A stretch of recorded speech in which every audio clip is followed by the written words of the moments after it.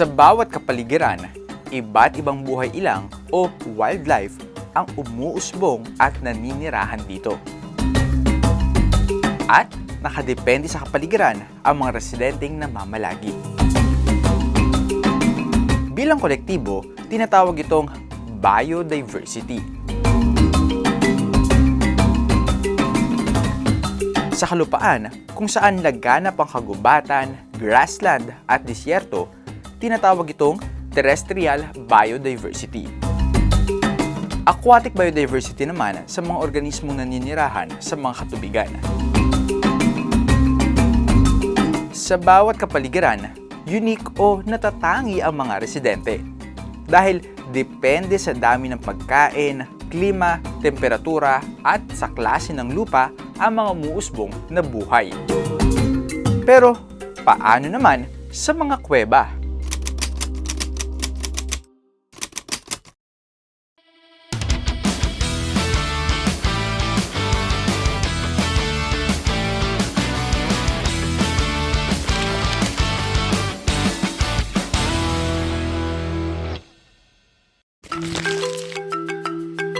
Dahil sa natatanging katangian ng mga kuweba, natatangi rin ang mga buhay na dito naninirahan.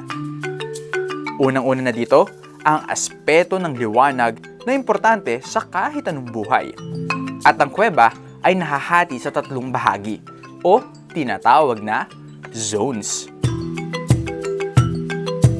Una na dito, ang entrance zone, kung saan may pumapasok pang liwanag. Sunod naman, ang twilight zone. Kaunting liwanag o dim light ang meron dito. At ang dark zone. Ito ang bahagi ng kuweba na wala ng liwanag at hindi na kayang mabuhay ng mga halaman. Since yung cave natin ay nasa ilalim siya ng lupa or nasa loob siya actually ng bato, so mapapansin natin medyo limited na yung amount of light na pumapasok dito. So dahil doon, yung mga organisms na nakikita natin sa loob ng cave, kinakailangan nilang mag-adapt una sa low light. So dahil low na yung unti na yung amount of light na nakakapasok sa cave, so kailangan nilang mag-find ng another way para ma-sense yung environment nila. So ikalawa, dahil konti na lang yung ilaw or halos wala ng liwanag na pumapasok sa loob ng cave, wala na ring energy halos kasi wala nang halaman, di ba? Alam naman natin na sa base ng majority ng ating mga ecosystems, yung plants yung producers ng energy. So dahil wala nang iliwanag, walang halaman yung nabubuhay sa loob ng cave. So wala ka ngayon ng producers. So naghahanap sila ngayon ng ibang source of energy.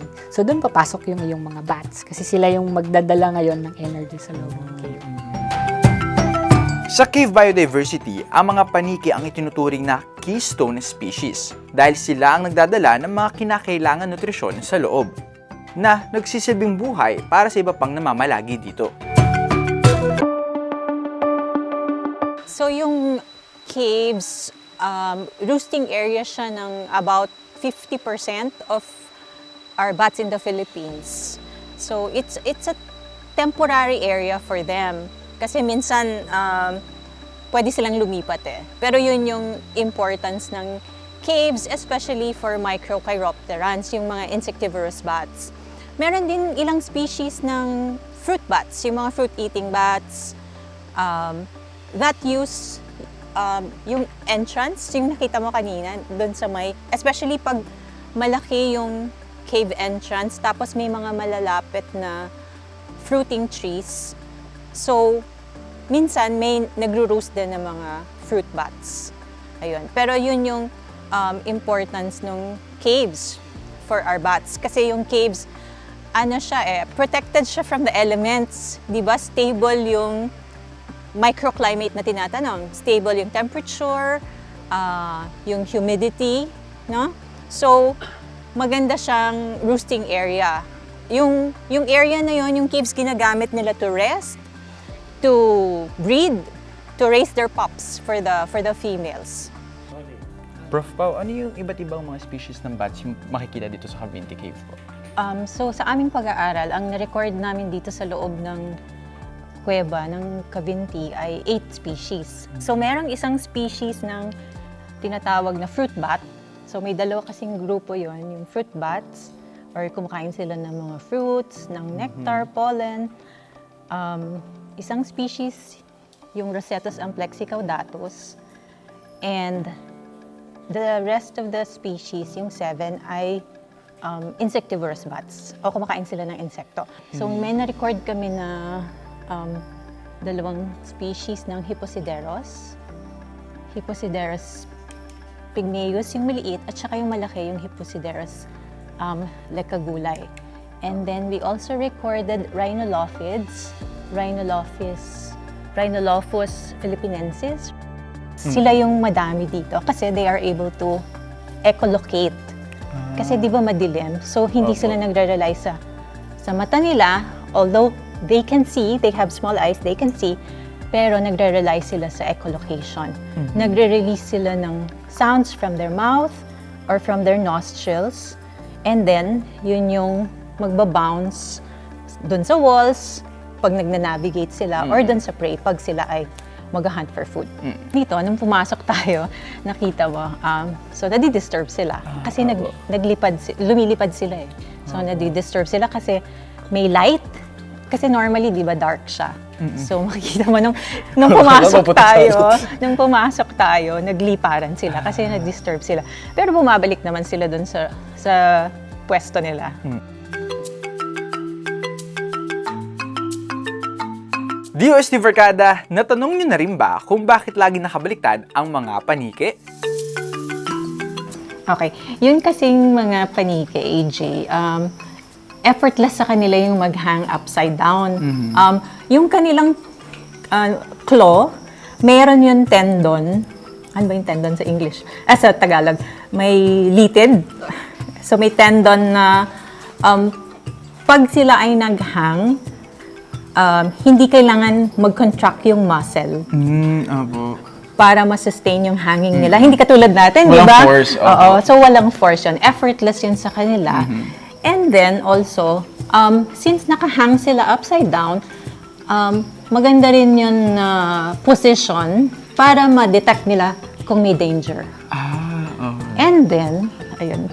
And then also, kung may danger or may disturbance, since hindi nila kayang mag-stand on their hind limbs. Kasi maliit yung hind limbs nila. And they cannot launch themselves, di ba? Tsaka konti lang yung lift ng kanilang wings. So, ang best way sa kanila para lumipad is to just drop themselves. Tapos, extend their wings and then fly. So, in terms of threats, so madami, no? One is yung perception, yung public persecution ng humans. Kasi bats are viewed as pests, di ba? Kinakain yung mga prutas. And then with the recent COVID-19 pandemic, blamed yung bats as the source of the virus, no? And threats also, especially sa cave bats, would be yung entrance of humans into the caves kasi nadi-disturb sila. Pag may light, nakita mo naman kanina, di ba? Pag may light, nagliliparan sila. So pag naiba yung microclimate inside the cave, pwedeng i-abandon nila yung roost nila, lilipat sila. Now, yung direct naman na talagang nakaka-decimate ng population ng bats would also be hunting. Kasi yun nga, ginagamit sila as a food source, no? Especially yung mga large fruit-eating bats, yung mga flying foxes. Sa ating pagbabalik, ating kilalanin ang iba pang residenteng naninirahan sa loob at labas ng kuweba.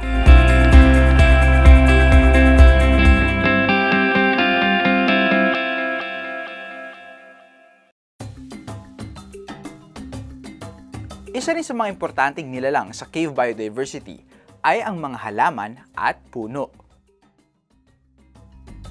Ano po yung importansya ng mga halaman sa pag-aaral po na ginagawa nyo?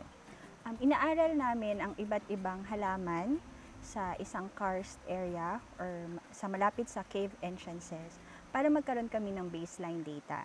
Yung baseline data, ito yung inventory ng mga halaman na nakikita namin sa isang lugar.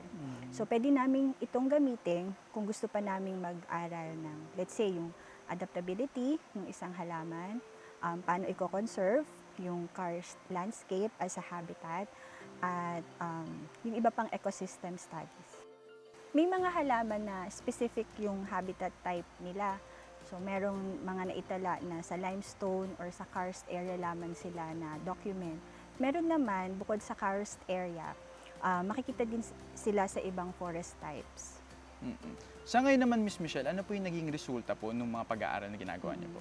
Sa aming project, sa aming 5 project sites, ang number 1 na madaming species kaming naitala ay sa Cavinti Underground River and Cave Complex. Dito yun sa Laguna, matatagpuan. Meron kaming mahigit na 200 species na naitala. At ang isa dito ay critically endangered ang kanyang status. So kung familiar kayo sa kapa-kapa, ito yung Medinilla magnifica. So kinukuha ito as an ornamental plant. At ang halamang ito, makikita sa bagong 10 peso coin. Miss Michelle, ano po yung importansya ng flora pagdating sa biodiversity and ecosystem? Pagdating po sa biodiversity, kaya po namin inaaral yung iba't ibang uri ng halaman sa isang lugar para malaman po namin kung gaano kadami ang bilang ng mga halaman sa isang lugar. Hindi lang po yung bilang, pati po yung iba't ibang uri nito. Kung titingnan natin ito ng kabuuan, ang mga bats natin ay nagro-roost sila sa loob ng kuweba. Ngayon, pag sila ay kailangan ng kumain, so lumalabas sila at yung iba't ibang bunga ng ating halaman or punong kahoy, yun yung kinakain nila. Pero hindi naman po lahat ng bats ay halaman ang kinakain. Meron din namang mga insekto. At itong mga insekto din po, ang host plant naman po nila ay iba't ibang uri din po. Sa loob ng kuweba, samot-saring buhay ilang ang mga naninirahan. Sa itaas, namamalagi ang mga paniki. At sa ibaba naman, ang mga insekto ang residente. Hindi naman siya, well, cave visitor lang sila. So, hindi sila cave dwelling. So, parang galing sila sa labas, nagstay lang sila dito sa loob. Malamig or... Pero, ayan, arthropod na. Yung mga maliliit kang gagawin. Ito ang mga arthropods. Ang arthropods ay klase ng hayop na tinatawag na invertebrates. Di tulad ng mammals, ito ay mga hayop na walang gulugod at buto. Karaniwang uri ng arthropods ay ang mga insekto. At dito sa kuweba, samot-saring arthropods ang naninirahan, kagaya nitong spider cricket, na kabilang sa grupo ng Orthoptera. Ilan rin sa mga arthropods na nakita namin sa loob ng kuweba ay ang whip spider. Ito ay isang whip spider. So, medyo mukha lang siyang gagamba pero medyo malayong kamag-anak siya ng gagamba. So, kung papansin nyo, meron siyang parang pincers. Parang sa crab ba. So, syempre, walang ganyan ng normal na gagamba. Tapos yung first pair ng legs na ito ay mahaba. So, yun yung ginagamit niya pang sense ng kanyang environment. Diba? Sa loob ng kuweba, may mga makikita ring millipede. Ang mga millipede ay kabilang sa grupo ng Diplopoda at kalimitang nanginginain sa mga nabubulok na bagay. Kagaya nitong nabubulok na kahoy na inanod mula sa labas ng kuweba. Kaiba sa ibang kapaligiran, masasabing kulang sa makakain ang mga naninirahan sa loob ng kuweba. Kalimitang umaasa rin sila sa kung ano ang rin sa loob. Kung minsan naman, lumalabas sila para manginain kagaya ng mga paniki. 'Di ba? Ang mga paniki ang itinuturing na keystone species sa loob ng kuweba. Hindi lang dahil marami sila, kundi dahil sila rin ang nagdadala ng nutrients at mikrobyo na importante para sa mga buhay na naninirahan sa loob ng kuweba. Ito ang tinatawag na guano. Halimbawa, ang mga insekto sa loob ng kuweba, sa kalimitan na pinagkukuhanan ng kanilang nutrients ay ang mga guano. Kung wala ng guano, dahil nawala ang mga paniki sa loob ng kuweba, maaaring mawala rin ang mga ito. Ang mga guano ay ang mga naipong dumi ng paniki at ibon na nalalaglag sa sahig ng kuweba. Naglalaman ito ng nutrients kagaya ng nitrogen, phosphorus at potassium. At ito ang nagsisilbing pagkain para sa mga insektong naninirahan sa sahig ng kuweba. Dahil sa sustansyang taglay ng mga guano, nagiging subject rin ito for mining. Nagiging mahalagang bahagi sila ng pataba para sa mga pananim o organic fertilizer. Guano mining inside the caves, maganda kasi siyang fertilizer, yung guano. So, kinokollect siya inside the caves. It's also a threat for those that depend on the guano, like yung mga invertebrates that depend on the guano as food, no? Food source nila.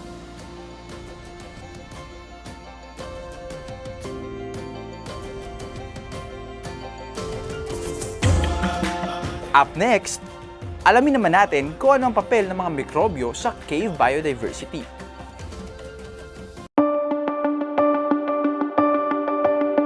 Mga paniki at mga insekto ang nagsisilbing residente sa loob ng kuweba na bumubuo ng isang kakaibang ecosystem. At ang isa pa sa importanteng parte ng buhay dito, ang mga mikrobyo. Ang Nicer Caves ay may 4 na component projects. Ang unang component ay ang Terrestrial Vertebrates and Invertebrates Assessment, kung saan pinag-aaralan ng mga ibon, paniki, maliliit na mammals, amphibians, reptiles, at mollusks. Floristic Assessment of Cave and Karst Areas naman ang pangalawang component. Dito naman pinag-aaralan at dinodokumento ang mga flora species sa labas ng kuweba. Ang pangatlo, Terrestrial Arthropods Diversity Assessment. Mga insektong naninirahan sa loob ng kuweba naman ang pinag-aaralan dito, Dios Vercada.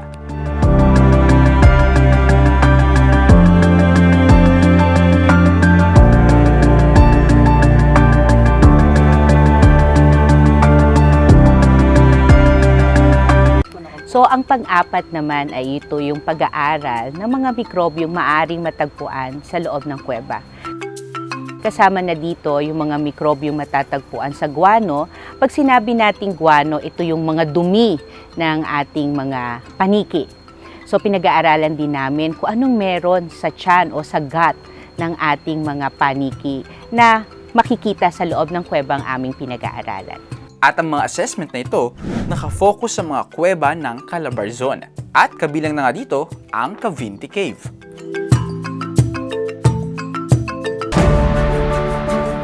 Sir, kanina nakita namin na kumuha kayo ng water sample. Para saan niyo po siya gagamitin?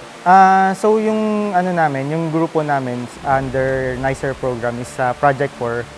Kami nag-aaral ng microorganisms. So hindi lang water yung pinag-aaralan namin, kasama yung batgat, guano, ayun nga, tsaka water. So sa water naman, so kumuha ako kanina to test yung ano, yung kung potable ba siya, kung safe ba siya. Ayun, tsaka ayun nga kasi diversity yung pinag-aaralan natin. So as a whole yung kinukuha namin kung ano yung available, yun yung kinukuha namin. So para din mapag-aralan kung ano yung microorganisms na nakatira dun sa tubig ng caves. It's very important because caves are considered rare environments. So, very interesting kung makakakita tayo ng mga bago or novel species of microorganisms na una pa lang nakita sa loob ng kuweba. At maaaring meron itong mga kahalagahan, hindi lang sa medical or pharmaceutical applications, ganun din sa maraming mga bagay. Sa Cavinti, marami kaming nakitang very interesting species of bacteria and fungi o yung mga amag at saka mga bacteria. So, ang interesting kasi sa kanila is some of them harbors or meron sa kanilang antimicrobial resistance genes. Kung matatandaan nyo, isa siyang malaking problema ngayon dahil nagkakaroon na ng pagkalat ng antimicrobial resistance genes na nagkakaroon ng problema sa pag-treat ng dati ay can easily be treated diseases kasi nga nagkakaroon na ng resistance ang ating mga mikrobyo. Isa ding magandang tingnan at nakita din namin ay yung beneficial. Ano ba yung beneficial? Ibig sabihin, meron din palang magandang maidudulot yung mga mikrobyong matatagpuan sa loob ng kuweba. Ang isang halimbawa nito ay yung tinatawag namin ng mga actinomycetes or actinobacteria. Ito yung mga bacteria na kalimitang source ng antibiotics. So, kung matatandaan nyo, meron tayong tinatawag na streptomycin, no? Kalimitang gamot para sa common infection. Alam nyo ba ang streptomycin ay galing sa bakteryang Streptomyces? At marami kaming natagpo ang Streptomyces sa loob ng kuweba.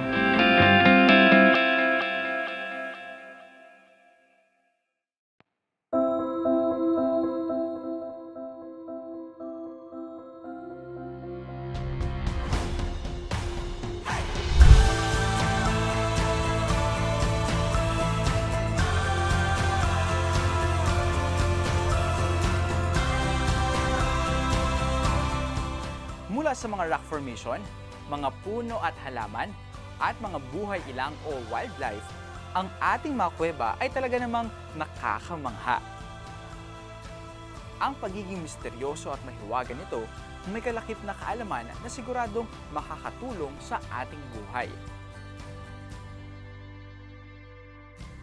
So yung mga bats or panike, sila ay importante, sila ay pollinators, seed dispersers, they control insect populations, and they have an ecological role to play in our environment. And their survival is also our survival. Kailangan natin pahalagahan ang mga kuweba sa Pilipinas dahil ito ay nagsisilbing tahanan ng mahahalagang hayop na may magandang papel sa ating mga buhay at pagbibigay ng balanse sa ating kapaligiran. At para sa ating mga kabataan, hinihiling namin na samahan niyo kami sa aming advokasya sa pangangalaga sa kuweba at sa mga makikita sa loob ng kuweba. At sa susunod niyong pagpasok sa loob ng kuweba, maging mapagmasid at pangalagaan natin ang bawat makikita natin sa loob ng kuweba. At sa ating mga kabataan o mga mananaliksik na gustong mag-aral sa kuweba at ang makikita sa loob ng mga kuweba, kami po ay maaari niyong padalahan ng email sa nicercaves.uplb@up.edu.ph. You can visit our website at mnh.uplb.org, and you may also like us or follow us in our social media pages. Iba't ibang likas yaman at buhay ilang ang naninirahan sa ating kapaligiran. Mula sa maliliit na mikrobyo, insekto, mga panike, hanggang sa mga nagtataasang mga puno. Lahat ng ito ay may parteng ginagampanan sa ating buhay. At nakasalalay sa atin ang kanilang patuloy na pag-usbong. Gamit ang agham, teknolohiya at inobasyon, sama-sama at patuloy natin itong pag-aralan. Maraming salamat sa inyong pagsubaybay. Ako po si AJ Castro at ito ang Expert Talk.